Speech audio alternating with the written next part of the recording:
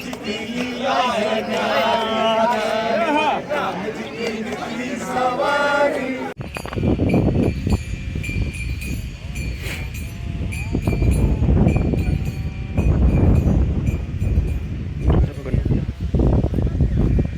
Hello guys, welcome back to the channel. कैसे हैं आप लोग? स्वागत है आपका एक नए व्लॉग में। आज हम आ चुके हैं हरिद्वार दिल्ली से बाय ट्रेन, और अभी हम जाने वाले हैं बद्रीनाथ धाम के लिए। तो वीडियो में लगातार इसी प्रकार बने रहिए, तब तक के लिए बाय।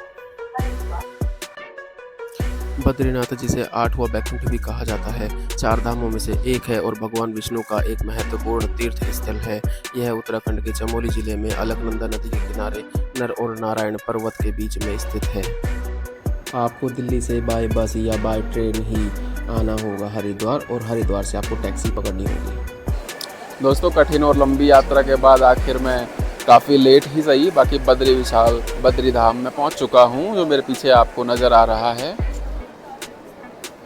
यहाँ पहुंचने के लिए हमें काफ़ी मशक्क़त करनी पड़ी, काफ़ी समस्याओं का सामना करना पड़ा था। अब क्या क्या समस्याएं थी वो मैं आपको सुबह बताऊंगा, और मैं आपको इसमें कंप्लीट गाइड करूंगा कि आपको मंदिर कैसे पहुंचना है, कैसे टैक्सी बुक करनी है, किस साधन से आप आ सकते हो, कौन सा साधन आपके लिए बेस्ट रहेगा, और एक इकोनॉमिक आपके लिए बजट जो होगा वो कितना क्या रहेगा। एक अच्छा बजट में आप यात्रा कर पाएंगे, और आप कहाँ पर यहाँ रुक सकते हैं, कैसे प्री प्लानिंग आपको करनी पड़ेगी, उन चीज़ों के बारे में आपको एक अच्छे से जानकारी दूंगा सुबह।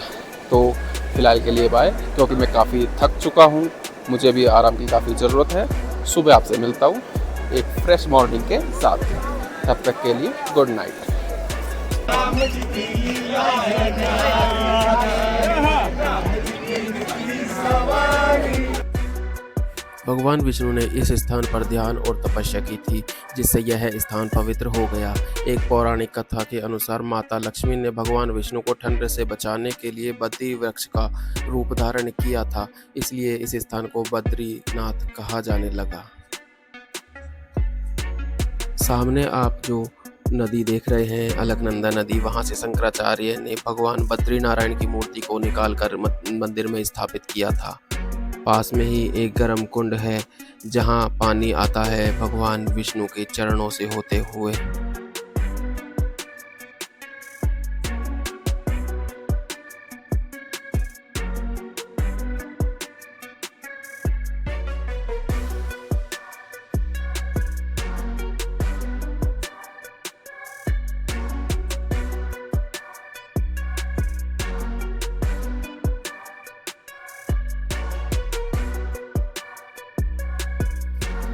ये वो GMVN की डॉर्मेट्री है जहां पर हम रुके थे।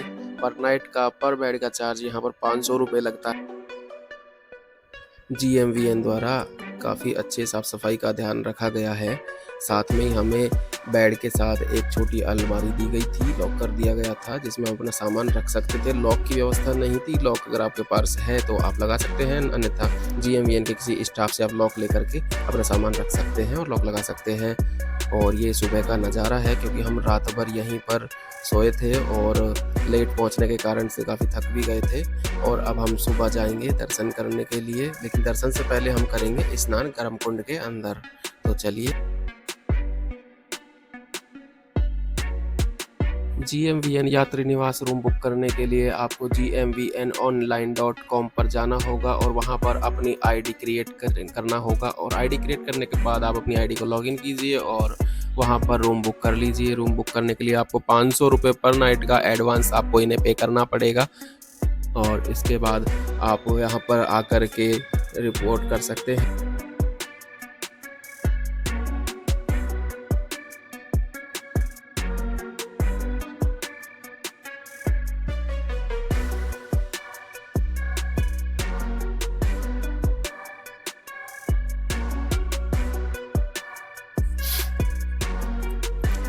तप्त कुंड के अंदर जो गर्म पानी आता है वो कहा जाता है कि वो भगवान विष्णु के चरणों से होते हुए आता है, लेकिन आज भी यह एक रहस्य बना हुआ है।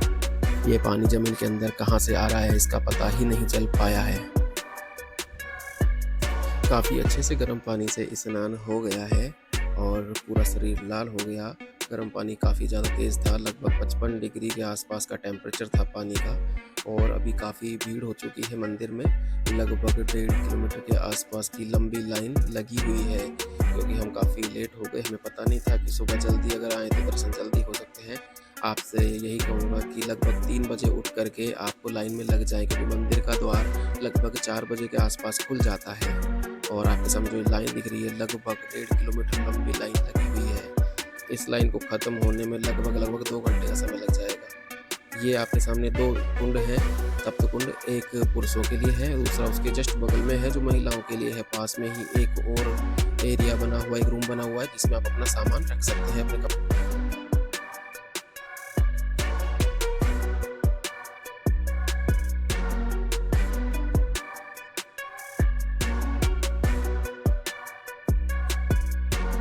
बहुत ज़्यादा भीड़ होने के कारण हम सभी ने डिसाइड किया कि हम शाम को भगवान के दर्शन करेंगे।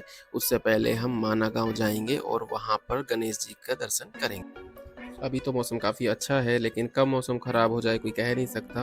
अभी फ़िलहाल तो बादल, हल्के फुल्के बादल छाए हुए हैं, लेकिन कब बारिश आ जाएगी कोई पता नहीं। स्नान हो चुका है दोस्तों, इसके बाद अब हम जा रहे हैं माना गाँव के लिए। मेरे पीछे जो डॉर्मेट्री है, मैं यहाँ पे रुका हुआ था। अब माना गाँव जाएंगे, जो लगभग यहाँ से पड़ेगा 4 किलोमीटर की दूरी पर। उसके लिए अलग से यहाँ पर टैक्सी भी चलती है, जो लगभग 50 रुपये वन साइड का लेती है। लेकिन हम हरिद्वार से ही गाड़ी बुक करके लाए थे, ट्रैवलर बुक किया था 12 सीटर, हम उसी से जा रहे हैं। और आप भी अगर आएँ तो जो भी साधन को लेके आते हैं तो आप उससे तय करके आए कि आपको माना गाँव जाना है, तो आप फ़ायदे में रहेंगे। वरना ड्राइवर आपको माना गाँव नहीं ले जाएगा, बद्रीनाथ में लाकर ही छोड़ देगा, और जो आपको वापस जाने की तारीख होगी उस तारीख पर आपको वापस भी ले जाएगा। लेकिन आप ऐसा ना करें, पहले क्लियर बात करके आएँ। अगर यहाँ पे आएंगे तो आपको 50 रुपये वन साइड करने, दोनों साइड से आपको 50-100 रुपये आपको पे करना पड़ेगा। तो इस चीज़ का खास ध्यान रखें। ये हमारा ट्रैवलर है जो कि स्टार्ट हो चुका है, रेडी हो चुका है जाने के लिए। बाकी मेरे जो मेंबर्स हैं, फैमिली मेंबर्स और जो दोस्तों की फैमिली है, वो अभी आने वाली है, तैयार हो रहे हैं। उसके बाद आप निकलेंगे माना गाँव के लिए। तब तक के लिए वीडियो को देखते रहें, वीडियो में लगातार बने रहें। रास्ते के जो व्यूज़ आएंगे वो हम आपको ज़रूर दिखाते रहेंगे। जो भी अच्छे अच्छे व्यूज़ आते हैं वो आपको शो करेंगे। माना गाँव के अंदर गणेश गुफा है और व्यास गुफा है, जहाँ पर वेद व्यास जी ने वेदों की रचना की थी। सारे फैमिली मेम्बर्स आ चुके हैं, सब रेडी हो चुके हैं काफ़ी अच्छे से। अब 3-4 लोग आलसी लोग हो रहे हैं हमारे साथ, तो वो भी आ रहे हैं धीरे धीरे। ये हमारा हीरो आ चुका। हाँ जी योगेश जी रेडी हो गए? वो कहाँ रह गए दोनों, नीरज और खन्ना? आपके पिताजी?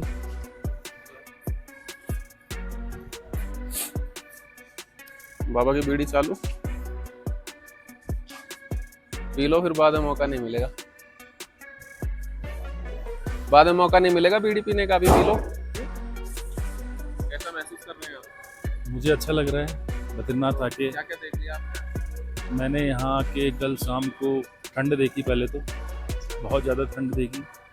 उसके बाद मंदिर गए, अच्छा दृश्य था शाम का, लाइटिंग हो रखी थी। और यहाँ पे रुकने की व्यवस्था भी ठीक थी, यात्री निवास में GMN भी। चार्ज लगी आपको? क्या चार्ज लगा आपका? चार्ज यहाँ पे 500 रुपये पर बेड है डॉर्मेट्री का, पर अगर खाना इंक्लूड अगर आप कराना चाहते हैं तो 200 रुपये पर हेड आपको अलग से देने होंगे। चाय वगैरह सारी सुविधा मिल जाती है? चाय से लेके खाना, लंच, डिनर सब मैगी वगैरह सब है, सारी व्यवस्था है यहाँ पे उपलब्ध है। कुल मिला के अच्छा लगा? हाँ अच्छा, बढ़िया था, सब बढ़िया है। नींद अच्छे से आई? नींद ठीक आई। रूम में हीटर की सुविधा मिली? हीटर की सुविधा नहीं थी। और पानी, गर्म पानी, गीजर वगैरह? गर्म पानी था, एकदम गर्मा गर्म पानी आ रहा था। ये रहा प्रवेश द्वार माना गांव के लिए। यहीं से ऊपर हम पैदल अंदर जाएंगे, आगे साधन नहीं जा रहे, टैक्सी वगैरह लगी हुई है, टैक्सी से आप जा सकते हो, अन्यथा आपको पैदल जाना पड़ेगा। टैक्सी चार्जेस जो होंगे वो 50 रुपये पर पर्सन होते हैं वन साइड के, और वापस आने के लिए 50 रुपये फिर से देना पड़ता है।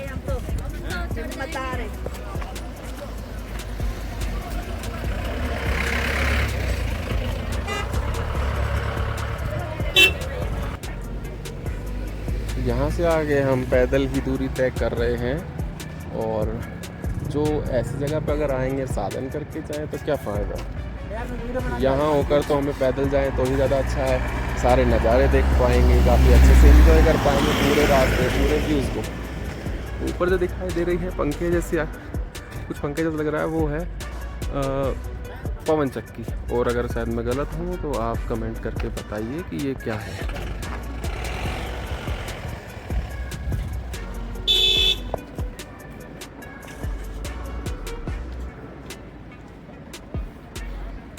देख रहे हो दादागिरी, साइड में नहीं चलना भाई साहब को, बीच में ही चलना है, और चलो साइड में जिसको चलना है।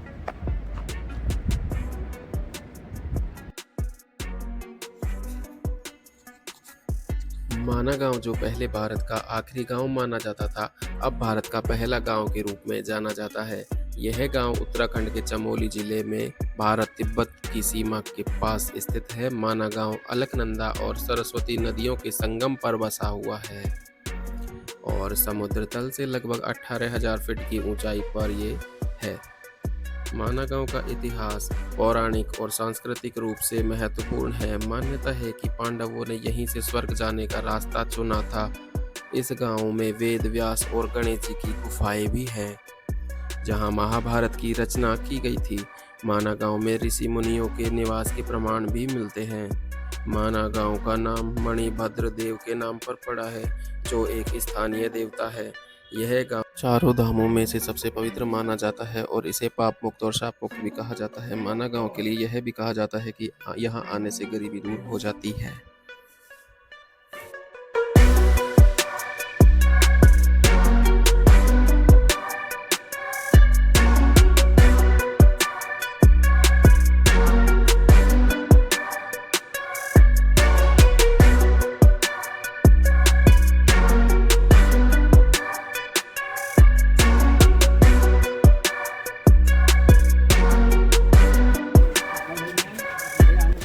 और खन्ना यहाँ क्या कर रहा है? तुम्हारी तो बाढ़ देख रहे तेरा डुप्लीकेट, तू तो डुप्लीकेट है, ये तेरा ओरिजिनल है। और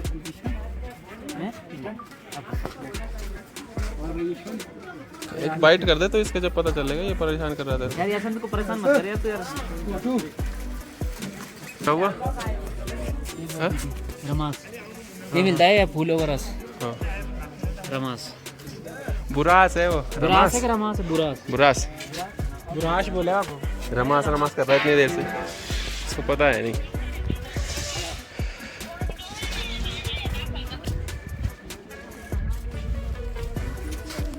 जड़ी बूटी, ये नजर बट्टू, नजर बट्टू ग्रीन टी बताइए। हाँ वो नजर बट्टू है, घर के लिए ले जाओ, ले जाना। हाँ नजर नहीं लगती घर में। वजन क्यों कर रहे हैं आप? 20 रुपये एक जड़ दे रहे हैं, 20 रुपये दे रहे हैं किस्टी को, नजर बट्टू को।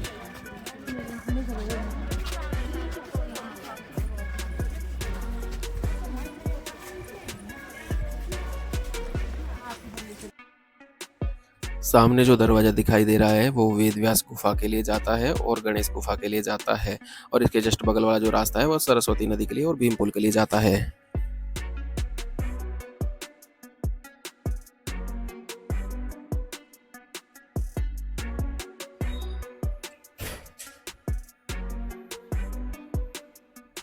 इसके बाद हम पहुंच गए गणेश गुफा के पास में, जहां पर गणेश जी ने पुराण और महाभारतों को लिखा था, उनकी रचना की थी।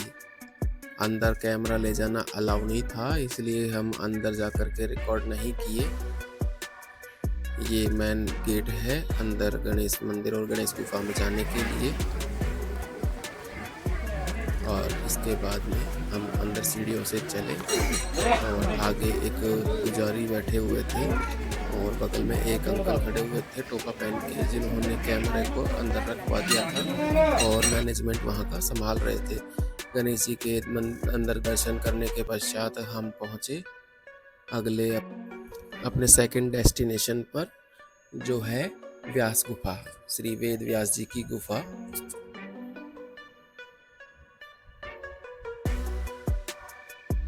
आप माना गांव, जिसके अंदर गणेश गुफा और व्यास गुफा है और सरस्वती नदी है, और सरस्वती मंदिर है, वहाँ तक आप जा सकते हैं पिट्ठू की मदद से, जो कि एक व्यक्ति आपको अपने कंधे अपने पीठ पर पिट्ठू के माध्यम से ले जाएगा। उसका चार्ज लगभग 1000 से 2000 रुपये तक का वो लेते हैं। ये आपके सामने जो दिखाई दे रही है भारत की प्रथम चाय की दुकान है, क्योंकि गांव का नाम ही भारत का प्रथम गांव है, इसलिए यहाँ की दुकानों का नाम भी प्रथम दुकान ही है। आपको जो सामने ये शिला दिखाई दे रही है, जो आपको पत्थर का पहाड़ दिखाई दे रहा है, वो ऐसा लग रहा है जैसे कि कोई किताब हो और वो उसके पन्ने हों।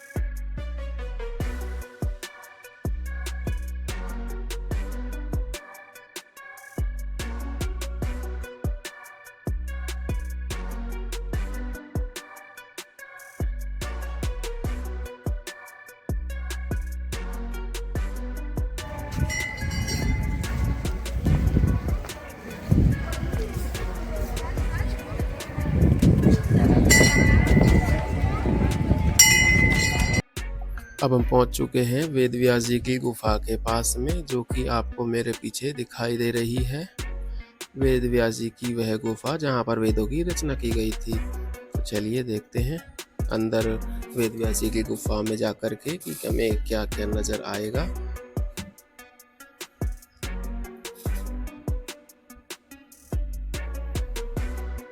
ये वेद व्यास जी की गुफा का मेन गेट है और यहाँ पर एक आर्मी का पर्सन है जो सिक्योरिटी के तौर पर लोगों को चेक कर रहे हैं। वेद व्यास जी की गुफा के जस्ट ऊपर एक पहाड़ है जो कि एक किताबनुमा आकार में दिखाई दे रहा है, क्योंकि वो काफ़ी ऐसे लगता है जैसे कि कोई पन्ने हो किताब के, और किताब को काफ़ी अच्छे से संजो के रखा हुआ है। कहा जाता है कि वेद व्यास जी ने वेदों को यहाँ पर छुपा के रखा था। दोस्तों, अब हम जाएंगे वासुधारा ट्रैक के लिए, क्योंकि हमारा ये टूर यहाँ पर कंप्लीट हो चुका है। हम माना गांव का जो भी हमारा घूमने का जो जगह थी वो हमने कंप्लीट कर ली है। गणेश गुफा हम देख चुके हैं, व्यास गुफा हमने देख ली है। इसके बाद अब हमारा नेक्स्ट डेस्टिनेशन है एक झरना, एक प्राकृतिक एक चमत्कारी झरना, जो हम आपको दिखाएंगे, जिसे बोलते हैं वासुधारा झरना।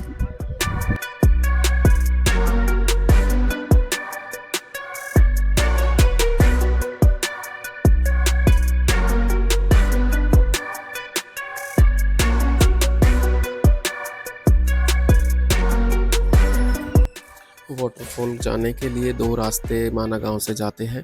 एक रास्ता पहाड़ी से जाता है और एक रास्ता पहाड़ी के जस्ट साइड में जहां से हम जा रहे हैं वहां से जाता है। माना गांव से वाटरफॉल की दूरी लगभग 8 किलोमीटर की है। बताते कम है लगभग 5 किलोमीटर, लेकिन एक्चुअल में ये दूरी 8 किलोमीटर की लगभग की होती है। अगर आप पहाड़ी क्षेत्र वाले हैं तो आप इस दूरी को लगभग 2 से ढाई घंटे में कंप्लीट कर सकते हैं वन साइड। और अगर आप मैदानी क्षेत्र में रहने वाले हैं, आपको पहाड़ों पर चढ़ने की आदत नहीं है, पहाड़ों पर तेज़ी से चलने की आदत नहीं है, तो आप लगभग 4 से 5 घंटे का समय आराम से ले जाएंगे एक साइड का, और दोनों साइड से आपको लगभग 10 घंटे का समय लगेगा। तो आप यहाँ जाने के लिए सुबह ही निकल लें 8 से 9 बजे के आसपास। ये सामने सरस्वती नदी है और ऊपर भीम पुल है, जो भीम ने 2 चट्टानों को तोड़ करके बनाया था। ये प्राकृतिक है और इनके पीछे से एक नदी आ रही है जिसे सरस्वती नदी कहा जाता है। यह जो नदी है, यहाँ पर काफ़ी विकराल रूप देखने को मिलता है नदी का। काफ़ी प्रेशर से ये नदी यहाँ से आवाज़ करती, शोर करती हुई आती है। और माना जाता है कि जब गणेश जी वे पुराणों की रचना कर रहे थे और महाभारत की रचना कर रहे थे, तो ये नदी काफ़ी शोर कर रही थी। इस कारण से गणेश जी ने इसे श्राप दे दिया था और ये नदी यहीं पर रुक गई। इसके बाद इस नदी का कोई नामो निशान आगे नहीं है। और ये मूर्तियां हैं 5 पांडवों की, साथ में एक इनका कुत्ता है और द्रौपदी जी हैं जो पीछे हैं।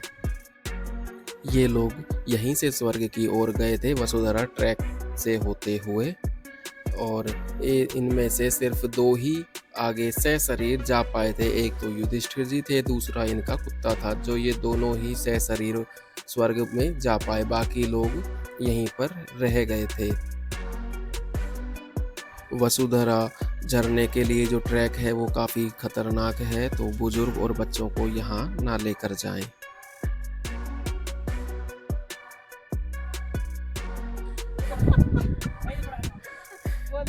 आंटी जी अकेली रह गई, नीरज की मम्मी। आंटी जी दौड़ लगाओ, वापस चले जाओ, थक गए तो। आगे ज्यादा खराब रास्ता मिलेगा।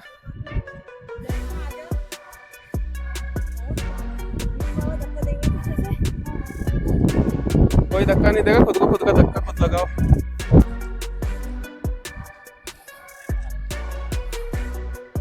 चलता रहे यार, थक गए। चोपड़ा क्या हाल है? बहुत अच्छा क्या हाल है? हम कहना चाहेंगे कि आओ, जरूर इधर आओ। ये व्यू जो और बुरी इधर तरह से थक दिखाई जाओ। देता है ना, वो उधर से नहीं दिखाई देता, इधर से दिखाई देता। स्वर्ग दिख रहा है ना इधर से। पांडव भी तो गए थे स्वर्ग, इधर से गए थे। अरे भाटा नहीं, इसके बाद आगे स्वर्ग का जाएंगे ना, रास्ता है भाई। इसके बाद दिखाई देगा स्वर्ग। 5 में से है ना, 5 पांडवों में से एक ही पांडव पहुंच पाया था, इसीलिए कुत्ता भी साथ में गया था, वो ही पहुंचा था, इसीलिए नहीं पहुंच पाया। बाकी सब यहीं थक लिए थे तो यहीं बैठ गए, बाकी एक ही पहुंच पाया। नीरज की मम्मी की हालत बहुत खराब हो गई चढ़ते चढ़ते। नीरज को हाथ खींच के चढ़ाना पड़ रहा है जबरदस्ती।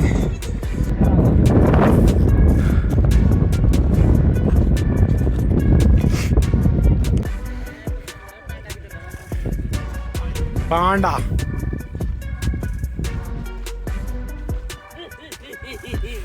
चुप।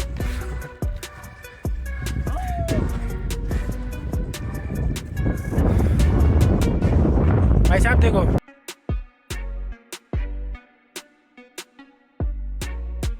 एक लंबे और कठिन यात्रा को तय करने के बाद हम आखिर पहुंच ही गए, जो कि है वसुधरा वाटरफॉल।